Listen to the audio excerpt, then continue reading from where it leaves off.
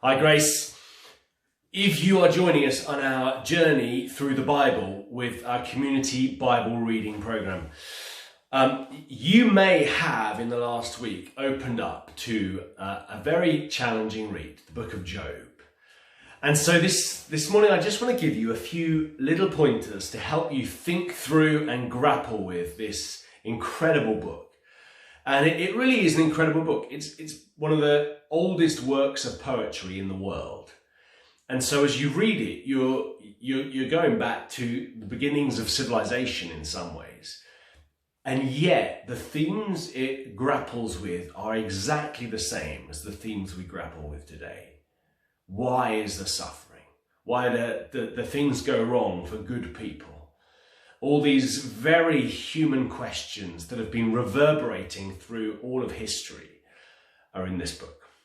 And it's a challenging read because, in a sense, it doesn't answer the question.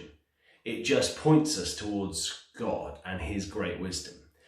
It's also a challenging read because it's pretty long, and some of the speeches in it are pretty long, and it's very poetic, and that's a challenging thing. Although it's worth opening up and reading it out loud sometimes, because it captures something of its raw poetic power. Do give that a go. But as you read through this book, how do you get to grips with it? How do you understand it? How does it all flow? What on earth is going on?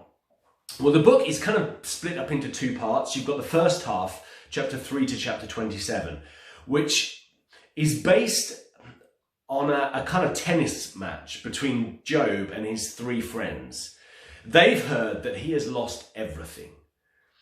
And as you read the story, it's kind of important to remember the sheer horror of everything that Job has gone through. It's important as you read each chapter to try and feel his pain, feel his loss, try and understand what your life would be like if what happened to Job happened to you. And then you'll understand how insensitive his friends are. So that first half really is his three friends offering him their great wisdom. Each three takes it in turn to speak, and after each one speaks, Job replies. And they start off really long. You've probably got that. The speeches that they deliver to poor old Job are incredibly long. And if you've ever gone through difficult things, the last thing you want is someone to come and preach a very long sermon to you. Well, that's what they do. They speak in these monologues. Job replies. It starts off long. But as it goes on, this first half of the book of Job, each time their speeches get shorter. And there's kind of a pattern to it. They get shorter by about a third each time. Almost as if they're just running out of ideas. Almost as if they're plumbing the depths of human wisdom. There's something in that. As you read through Job, you're starting to see within our own minds and thinking and hearts, we don't have a lot of answers to the problems going on around us in this world. And you get to the end of the first half of the book of Job, and Job kind of turns to his three so-called friends, and he asks them this question: how have you helped? He asks them, what wisdom have you offered? What a waste of time, in a sense, is what he's saying. And then right in the middle of the book, in chapter 28, it just kind of asks this question: what is wisdom? And in a sense, that's the greatest question at the heart of this book. What is wisdom? Is true wisdom to understand why we suffer? Is true wisdom to be able to say, well, this is happening for that reason? Or this is happening because I did that? Is that true wisdom? Is true wisdom to know all things? Well, the book points us in a different direction. That's right at the heart of the book. What is wisdom? And then you move into the second half, chapter 29, and it's slightly different. You've got three kind of quite long monologues. One is Job. One is another friend, a younger guy called Elihu, and he maybe has a few more ideas than the first three friends, but is still just as full of error as they were. And then finally, at the end of the book, the last speaker is God. And it all comes to this great conclusion where God says, look, were you there when I created the earth? Do you have my mind? Do you think like me? Do you know all things? And the book, as you read through it, as you're reading through Job's friends trying to counsel him, as you're reading through all these potential ideas and solutions, we kind of come to this conclusion that all of our ideas are nothing compared to the mind of God. And there's something there that, in a sense, I suppose it's quite troubling. Because the book doesn't answer that fundamental question, why do we suffer? In fact, Job himself, whilst there are moments where he says, I didn't do anything to deserve this, and that's true in a sense. Job didn't do one great thing that led to this great evil that came upon him. And yet at the same time, he recognizes his guilt. And so whilst Job kind of answers the question broadly and says, well, we're all worthy of suffering, none of us has a ticket to exemption on that, it doesn't give us specific answers. It points us to the superior wisdom of God. And so Job's friends are saying to him all the way through the book, if you're good, God will bless you. You'll have a nice house. Your life will go smoothly. It's startling how many Christians believe that. They are completely wrong in what they say, of course. And so their implication to Job is, you've been bad because God is not blessing you in a material way. You've also got the voice of Satan that kind of rings through the book. He's there right at the beginning, chapter 1, and he's accusing God more than anything else. He's saying, look, God, your people only worship you and only love you and only fear you because you give them stuff. You take it away, you'll find that they don't love you anymore. And it all kind of misses the point. All this wisdom, so-called, misses the point.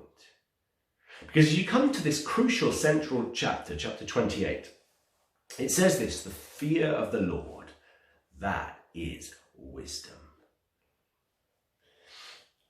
And Job points you to this conclusion that we don't love him because he gives us stuff. We love him because he's God, the creator of all things. We love him because, yes, he does know what he's doing. And so we bow down and worship. In fact, that's kind of where the book comes full circle. Right at the end, God just says, look, is anyone like me? Does anyone compare? And it brings you to this place of saying, what can we do but worship? It's a book that asks the deepest questions of the human life. Why do we suffer? But it's also a book that tells us we can trust in God. And he is worthy of our worship, whether we're having a great day or an awful day. And in that sense, it's quite a practical book. The big theme reminds us that when you come to church on a Sunday, are you ready to worship God? Is there a joy in your singing? Are you ready to proclaim him each day of your life as the King of all creation, whether you feel like it or whether you don't? Whether your life's going well or whether it's tough? Job was in a sense innocent, but he was also guilty. And he doesn't understand. And as you come through the book, he doesn't understand. But he does come to a place of trust. I think it was Calvin once said, some people choose to sit above the word of God and judge it. He said, I choose to sit beneath it and be judged by it. And ultimately, through the book of Job, this question at the heart of it, what is wisdom? Job tells us true wisdom is not just speaking. It's not coming up with great ideas. True wisdom is learning submission to the greatness of God. True wisdom is learning to fear him. True wisdom is learning to say, I don't know what's happening and I don't have the answers, but I trust you because you've never failed me. So as you read the book and you read all these different ideas and different forms of counsel and the accusations thrown against God and the accusations thrown against Job, the purpose of the book is that you and I would learn to trust him, even when it's hard. And here's the real jewel in the crown. This is where Job ultimately leads and ultimately shows us that we can trust God. As you read through Job, I just want you to have one eye on the future. Job is the earliest book in the Bible written down. And as you have one eye in Job, have another eye towards the end of the Bible, towards the story of the cross. Because if Job in this book is the innocent man suffering, which in a sense he is, he didn't do anything specific to deserve the horrors that came upon him. When you zoom forward to Jesus, you're seeing the true innocent man suffering. And so the Bible doesn't say this is why you're suffering right now. This is why you're going through what you're going through. But it does tell us that God himself has endured the worst suffering that we might one day be utterly free of it. And so as you read through Job, through the lens of the cross and Christ's coming, the book is full of hope. Because in a sense, Job is bearing shame, bearing scandal and horror and guilt, bearing the worst kind of suffering. And in that, he gives us a glimpse of what God is willing to do for his people. So as you read the book, don't think of cruel God saying, well, I'm going to throw this at you. Not at all. Not at all. God is calling us to trust in him, the one who would on his shoulders carry the full weight of the sorrow and grief and horror of this world, that we might know freedom from it. So enjoy reading it. And if you've got any tips, do throw them out. We'd love to hear some of those. It is a difficult book, but it is worth persevering through with your eyes fixed on the one who suffered for you. God bless you. Enjoy.